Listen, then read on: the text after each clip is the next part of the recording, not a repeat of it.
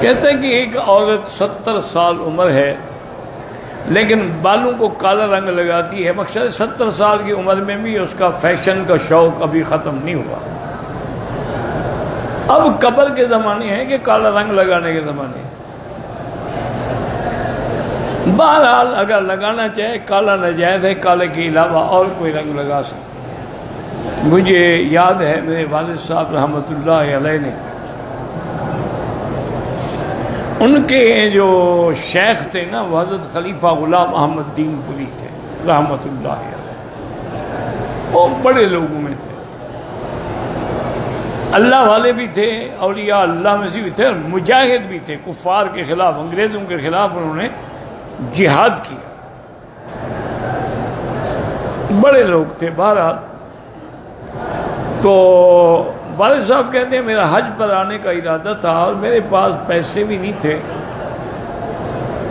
میں نے سوچا اب نیت کر لی ہے تو چلو اللہ مسبب الاسباب ہے، پہلے اپنے شیخ کے پاس جا کے دعا تو کروا لوں، اجازت بھی لے لوں۔ وہ کہتے ہیں تہجد کے وقت میں دین پور میں پہنچا۔ دین پور جو ہے نا خانپور سے چھوٹا سا ایک قصبہ ہے۔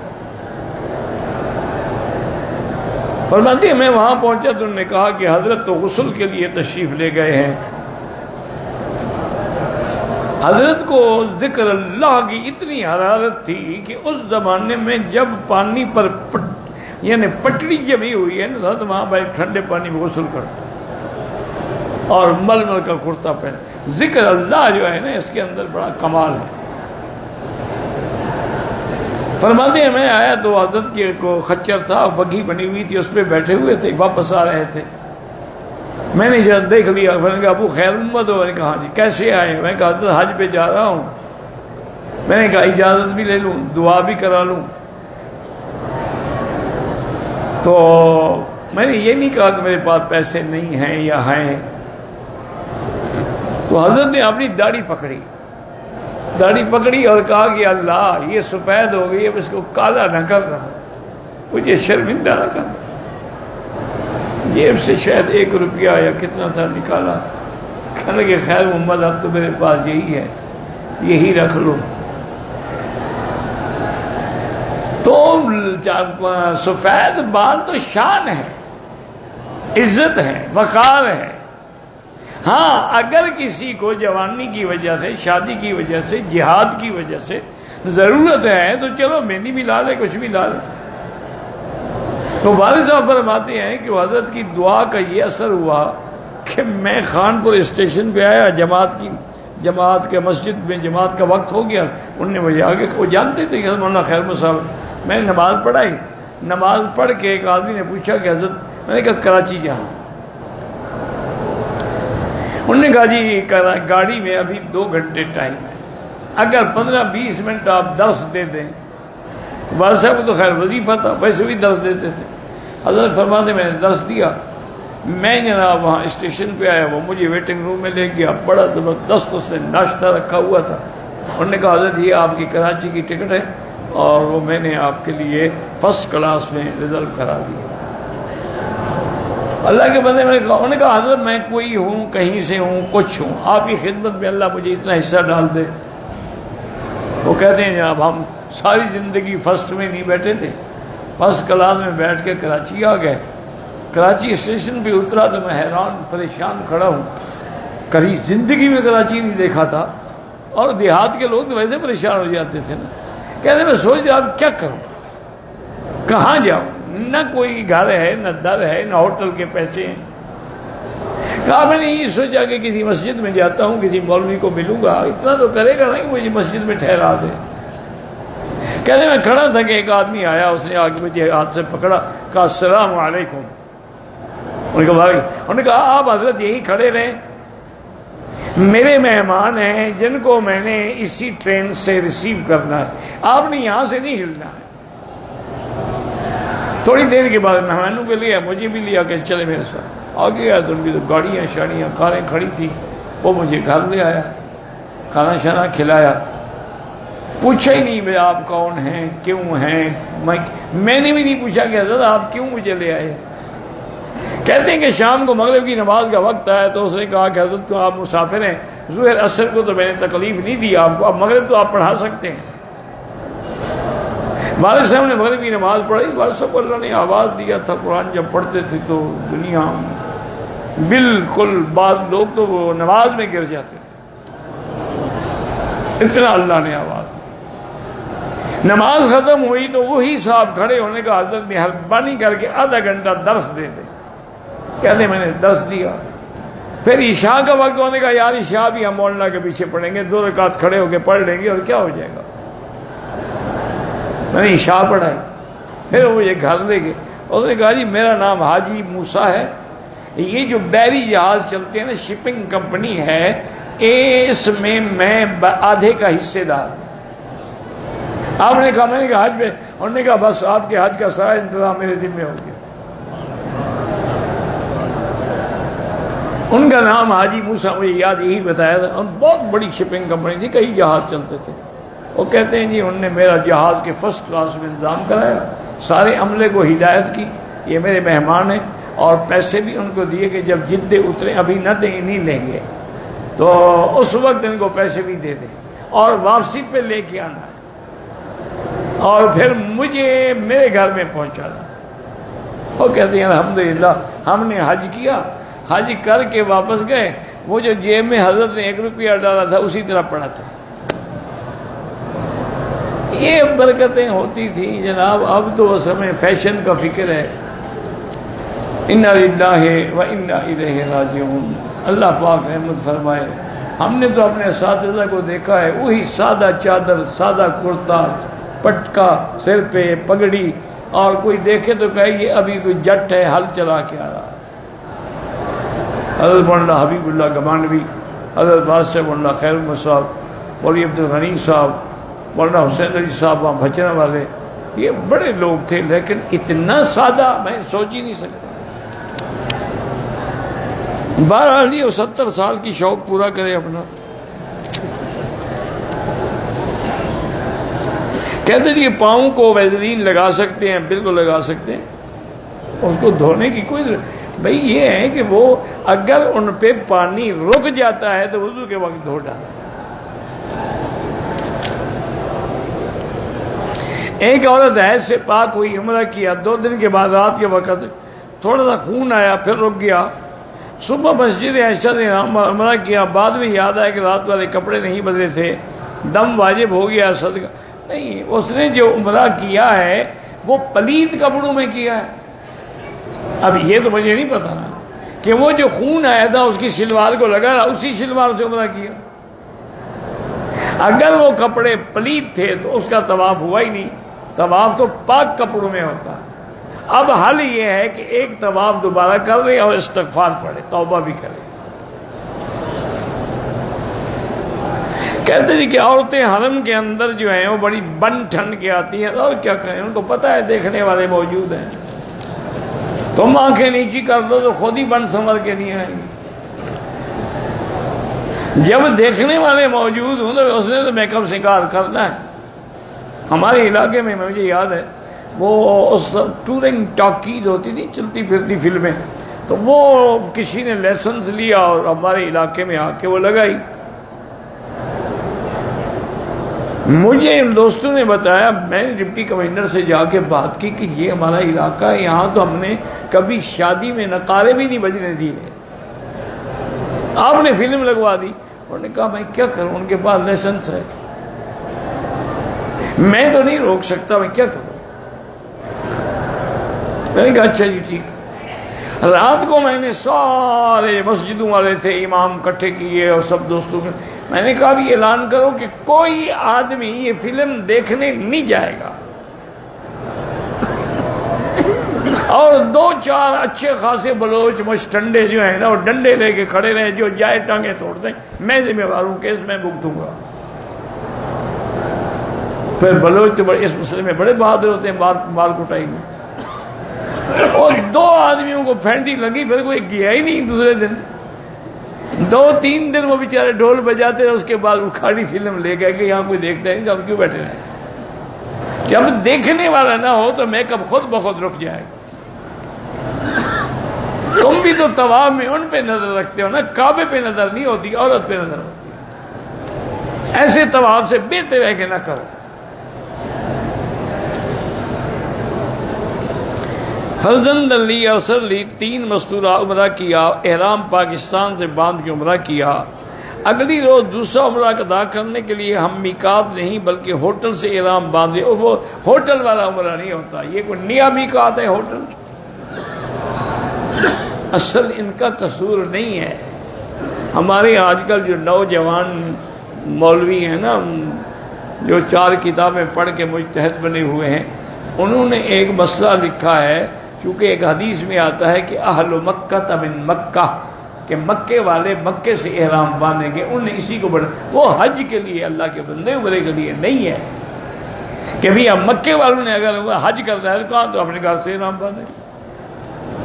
وہ عمرے کی، اگر عمرے کا احرام گھر سے ہو سکتا تھا تو حضور بی بی عائشہ کو وہاں کیوں بھیجتے؟ مکے میں تو بیٹھی ہوئی تھی، کہتے احرام کی نیت کرو، جا کے عمرہ کر لو۔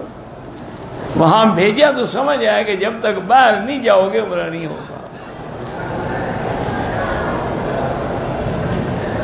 ایک بندہ مؤذن کے بازو میں نماز پڑھ رہا ہو، پیچھے 5-6 صفیں لگ گئی ہوں، اس کا وضو ٹوٹ جائے، نکل جائے، وضو ٹوٹ جائے یا بیٹھ جائے، نہیں نکل سکتا، نماز تو نہیں پڑھ سکتا بغیر وضو۔ کہتے جی آپ کی دوسری شادی کا ارادہ تھا، وہ کیا ہوا؟ ابھی تک تو نہیں ہوئی بھائی، کوئی مدد کر سکتے ہو جزاک اللہ۔ اور کیا کہو، اس کی مہربانی ہے، وہ پوچھ رہا ہے، یہ اس کی ہمدردی ہے نا، اس کو میری صحت کا، میری خدمت کا فکر ہے۔ بہرحال جزاک اللہ خیر۔ قرآن کی طرف پاؤں کرنا، میرا بھائی اگر دل میں بے ادبی کا خیال ہو تو ناجائز، اگر یہ خیال نہیں، جیسے میں مجبوراً ٹانگیں سیدھی کرتا ہوں کیونکہ درد کی وجہ سے میں بیٹھ نہیں سکتا، پھر کوئی حرج نہیں۔ اور جو اللہ والے تھے نا، یاد رکھیں، میں آج ہی پڑھ رہا تھا، ایک بزرگ گزرے ہیں، وہ کوئی حافظ قرآن ہو نا، اس کی طرف بھی پاؤں نہیں کرتے تھے، کہتے تھے بھائی قرآن کی طرف پاؤں نہیں کرنا، اس کے تو سینے کے اندر قرآن ہے، ادھر پاؤں کیوں کریں؟ اتنا بڑا ادب تھا قرآن۔ پتہ ہے وہ جب فوت ہوئے، مدینے میں دفن ہوئے تھے، تو 2 سال کے بعد قبر کھلی تو دیکھا تازہ ایسے، ابھی معلوم ہوتا تھا کہ ابھی بھی داڑھی کو، بالوں کو تیل لگائے، اسی قرآن اور ادب کی برکت۔ اسی لیے اولیاء اللہ کہتے ہیں الدین کلھا ادب، دین ادب کا نام، باپ کا ہو، استاد کا ہو، قرآن کا ہو، حدیث کا ہو، ادب نہیں کرو گے کچھ بھی نہیں ہوگا۔ بچے کو خود سے بات کرنے کی عادت ہے، بڑھاتا رہتا ہے، وہی بہرحال کسی قاری کے بعد لے جائیں، کیا وہ قرآن حفظ کرنے کی صلاحیت رکھتا ہے؟ ہر بچے کو نا ڈنڈے سے پڑھایا کرو، اس میں صلاحیت ہو تو پڑھاؤ، اور دوسرا اس کی اصلاح کے لیے زمزم پلاؤ۔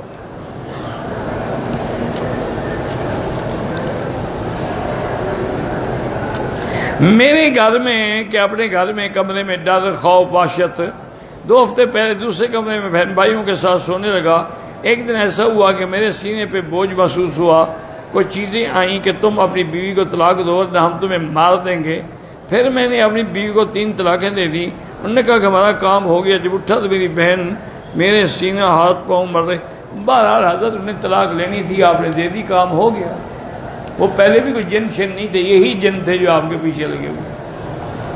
اب طلاق ہو گئی، ان کا کام ہو گیا، اب وہ آپ پر پھر دوبارہ آ کے حرکت نہیں کریں گے۔ طلاق ہو گئی، یہ بہانہ ہے کہ زبردستی لے لی۔ کیا تمہیں قتل کر دیتے؟ بندوق لے کے کھڑے ہوئے تھے۔ اکراہ کی بھی تو کوئی حد ہے نا۔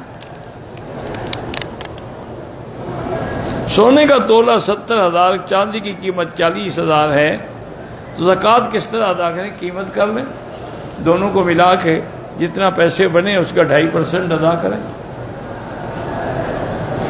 2 تولے سونا ہے، باقی سب اس کی بھی زکوٰۃ ہے، سب کی قیمت کریں اور 2.5% دے دیں۔ میری دعا کی قبولیت میں تاخیر ہوتی ہے، اس کی وجہ میرے بھائی ہمارے گناہ ہیں، اس کی وجہ جو ہے ہمارا رزق حلال نہیں ہوتا۔ بہرحال آپ مانگتے رہیں، وہ مالک ہیں، جب چاہیں گے دروازے کھول دیں گے۔ وہ تو جانوروں کی بھی سنتے ہیں، تو آخر ہماری بھی سن لیں گے۔ میں نے عمرے کا طواف کیا، صفا مروہ 7 چکر کیے، لیکن مروہ کی جگہ پر کینچی سے تھوڑے بال کاٹے، بعد میں نے احرام کھول دیا تو واقعی ایسا ہوا ہے اگر آپ نے صرف ٹک لگائے ہیں تو دم پڑ گیا ہے۔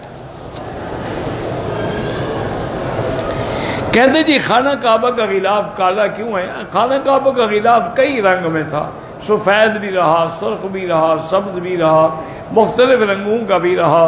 آخر میں اللہ کو یہی رنگ پسند تھا کہ یہ ایک ایسا رنگ ہے جو ہر عیب کو چھپا لیتا ہے۔ حضرت ابراہیم کی قبر مبارک کہاں ہے؟ مجھے اپنے دادے کی قبر کا پتہ نہیں ہے، تو ابراہیم علیہ السلام کی قبر کوئی، بہرحال وہ شام میں ہے، الخلیل میں۔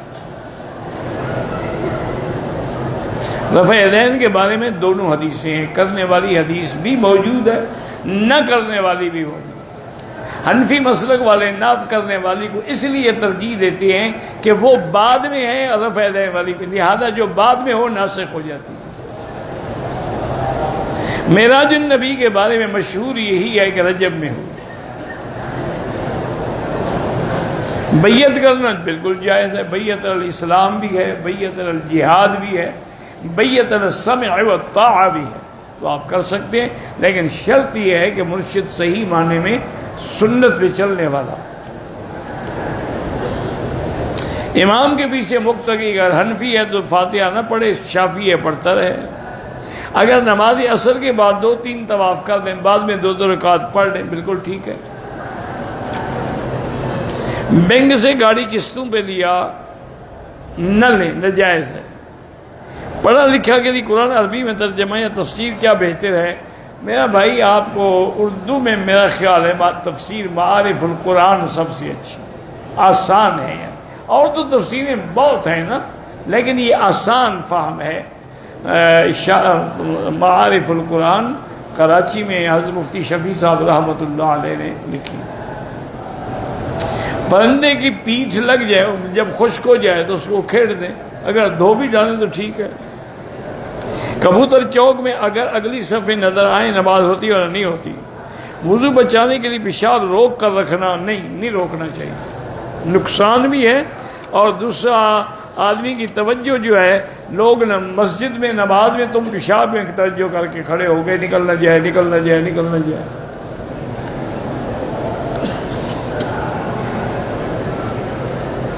اگر ٹی وی پر گھر میں قرآن چلایا ہوا ہے لیکن باقی لوگ باتیں کر پھر نہ چلائے، ان کو گناہگار تو نہ کرے، قرآن سنو ورنہ بند کر دو۔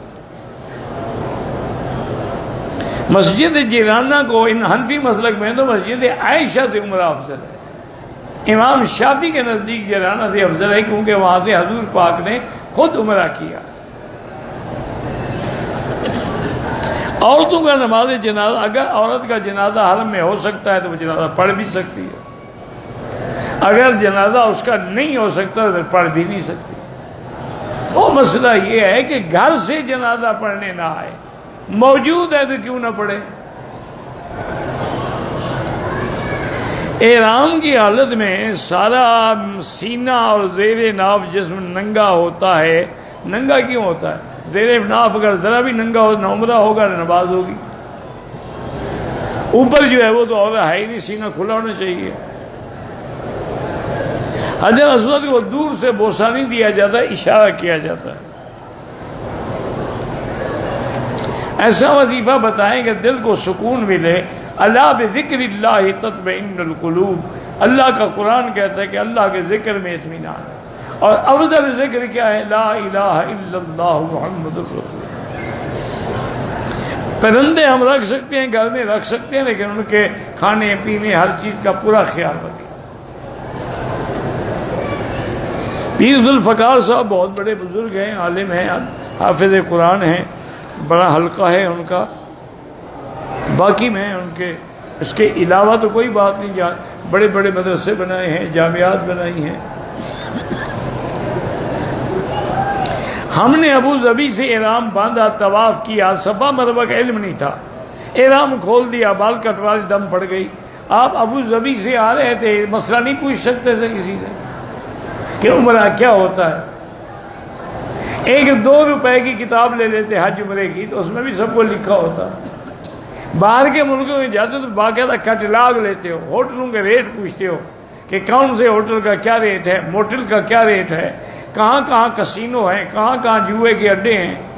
لیکن مکے میں آتے ہو تو کوئی پتہ، بس آ گئے بس ٹھیک ہے. طواف وضو کے بغیر نہیں ہوتا، طواف نماز کے حکم میں ہے. ہماری بہن ہے، ضدی بہت ہے، بڑی بہنوں کو مارتی ہے، اللہ ہدایت دے. اس پہ لا حول ولا قوت الا باللہ العظیم پڑھ کے دم کیا کرو.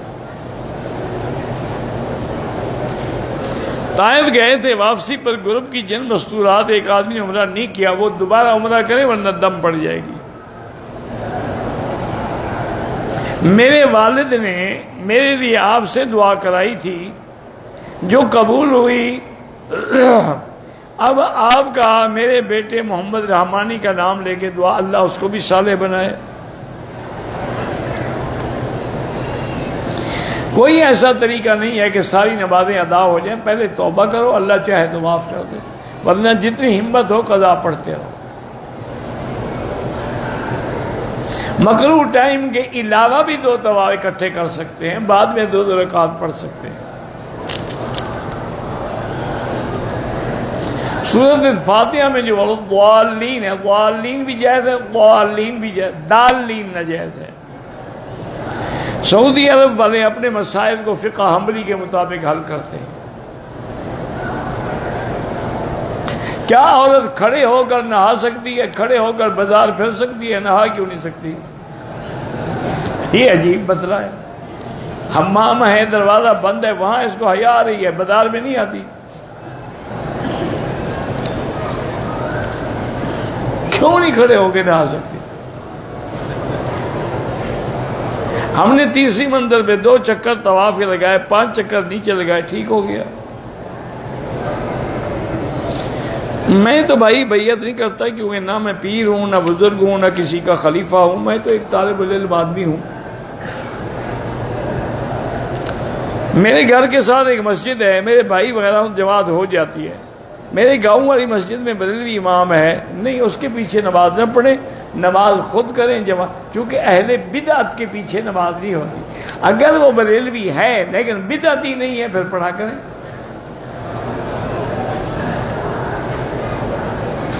میں نے دبئی ایئرپورٹ سے اسلام آباد جدہ ایئرپورٹ پر رشتے دار نے استقبال کیا، گھر لے گیا، احرام اس کے گھر پر رات گزار، پھر ملے گئے. اگر رات آپ نے احرام کی حالت میں گزاری ہے تو کوئی حرج نہیں. احرام کھول دیا تھا، کپڑے پہن لیے، دم پڑ گئی. جدے کا مقامی عمرے کے بعد حلق جدے میں کہا بالکل نہیں، حلق بھی حدود حرم میں ہوگی.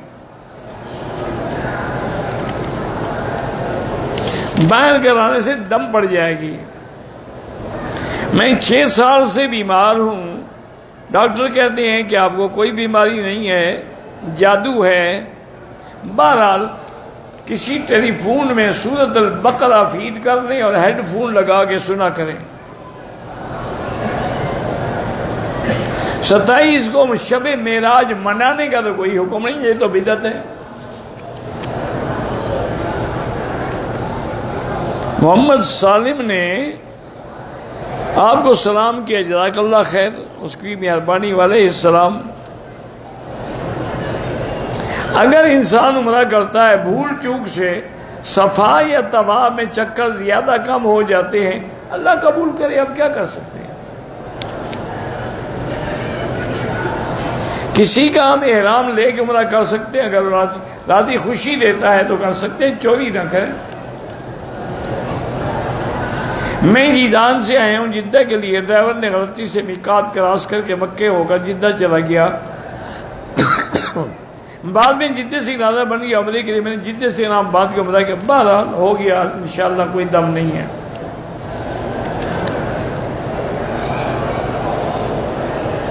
ہم اپنے بھائی سے دلی محبت کرتے ہیں، راضی بھی کرتے ہیں، لیکن پھر بھی وہ ناراض رہتا ہے. اللہ سے دعا مانگا کرو، یا لطیف یا ودود پڑھ کے دم کیا کرو.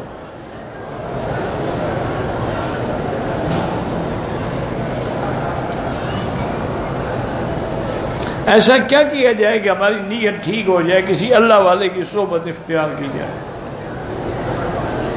مغرب کی اذان کے بعد طواف کے 2 رکعت پڑھ لیے، ٹھیک ہے، کوئی حرج نہیں۔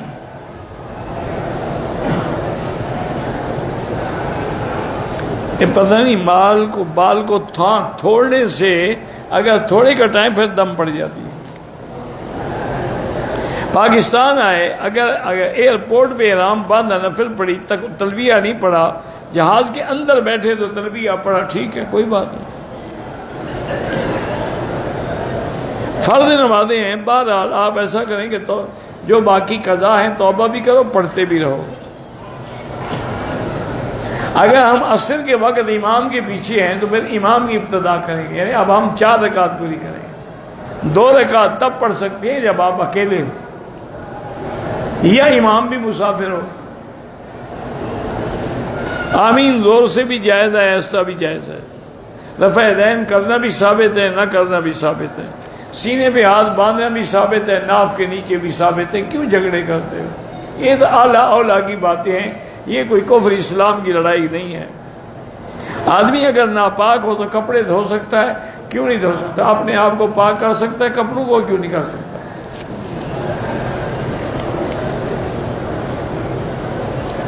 ملتان سے احرام نہیں باندھا، جتنے احرام باندھا دم پڑ گئی، چونکہ میقات گزر گئے۔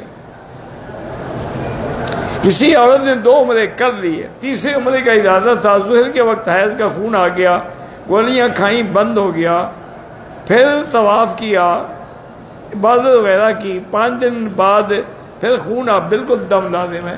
یہ تھوڑا ہے کہ خیر آ جائے فوراً گولی کھا کے بند کر دو۔ گولیاں پہلے کھاؤ کہ نہ آئے، آ گیا ہے تو آ گیا ہے۔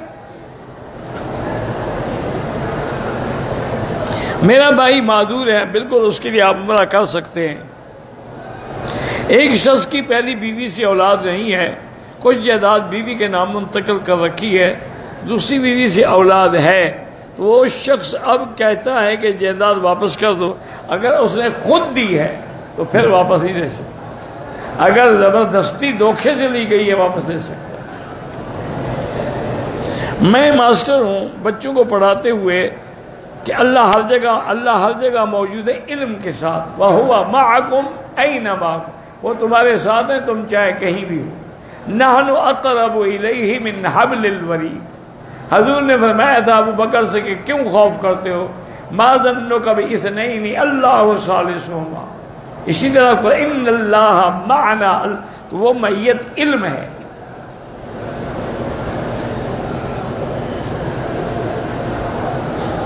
احرام کے بس کی سیٹ پہ تھوڑی دیر ماتھا رکھا، دم نہیں واجب ہوتا۔ فرض نماز کے رکوع کے بعد، دونوں سجدوں کے بعد دعائیں جو حدیث میں ہیں وہ پڑھ سکتے ہیں، اپنی دعائیں نہیں پڑھ سکتے۔ مولانا طارق جمیل صاحب کو اللہ صحت عافیت والی زندگی عطا فرمائے۔ مسجد عائشہ سے بھی عمرہ افضل ہے، جنازہ سے سب افضل ہے، والدہ بیمار ہے، اللہ شفا عطا فرمائے۔ میں آپ کے لیے دعا کرتا ہوں، اللہ جزائے خیر عطا فرمائے۔ کعبے کے خلاف کو ہاتھ لگانا، چومنا منع ہے۔ جنگ بدر کے مقام پہ آب شفا ہے، ہم نے تو نہیں سنا۔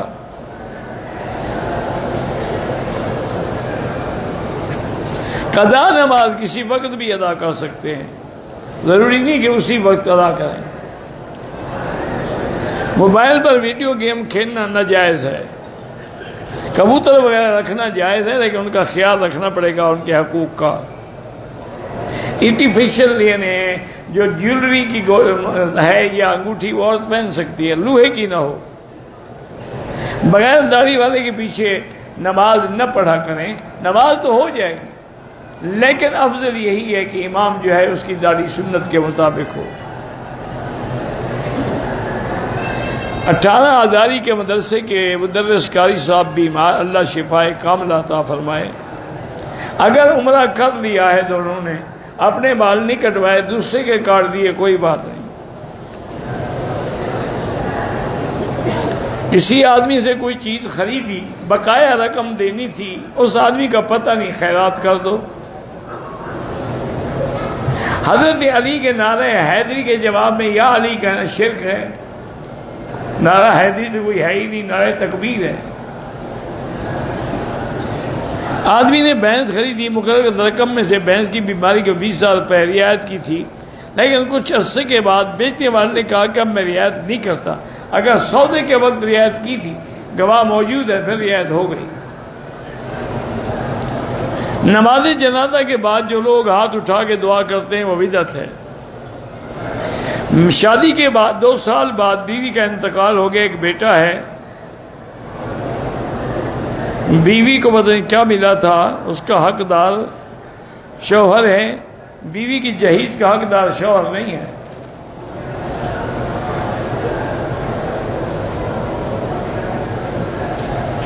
وہ یار میری بہن ہے، ان کی لڑکی ہیں، ان کو لڑکا اللہ پاک اولاد نرینہ بھی عطا فرمائے۔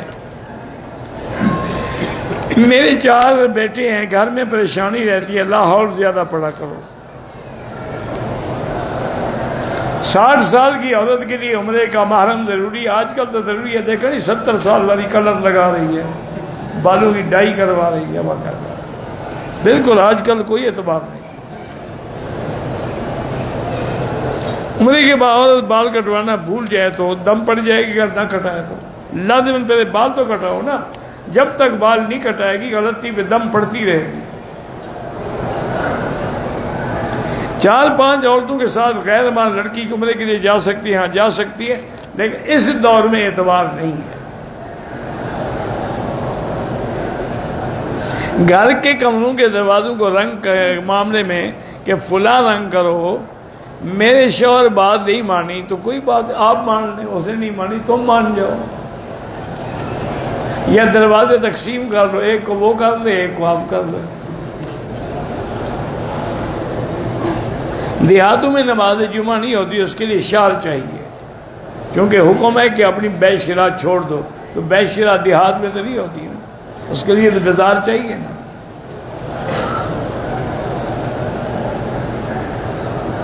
آنے میں دہلی سے آنے میں ہوائی جہاز لیٹ ہو گیا، والدہ بہن بیوی نے مطاف سے احرام نہیں باندھا، مکہ سے یہاں آ کر مسجد عائشہ بالکل دم پڑ گئی اور میقات کے عمرہ بھی رہ گیا۔ فون پہ اگر کسی نے طلاق دی وہ طلاق ہو جاتی ہے، فون پہ نکاح نہیں ہوتا، طلاق تو ہو جاتی ہے۔ مرد حضرات کا احرام سمندر میں بہانے کا کیوں بہائیں؟ تمہاری کپڑے کی چیز ہے، تمہیں ضرورت نہیں ہے، کسی غریب کو دے دو۔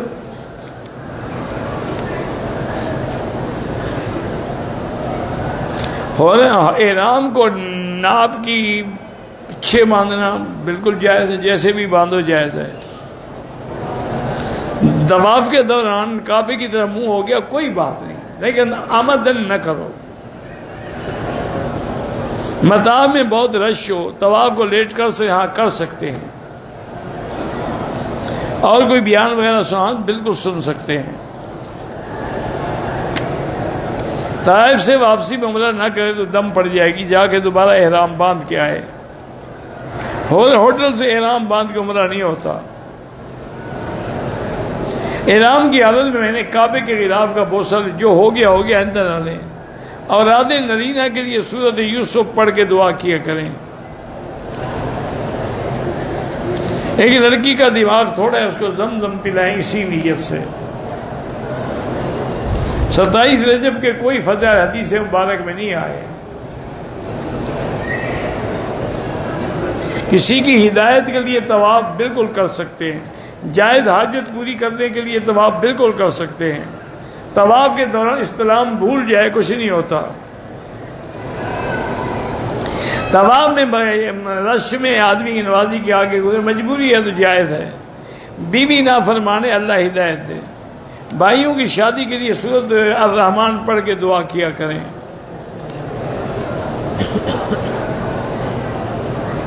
احرام کی حالت میں غیر محرم عورت کو چھیڑا، توبہ کرو، استغفار کرو۔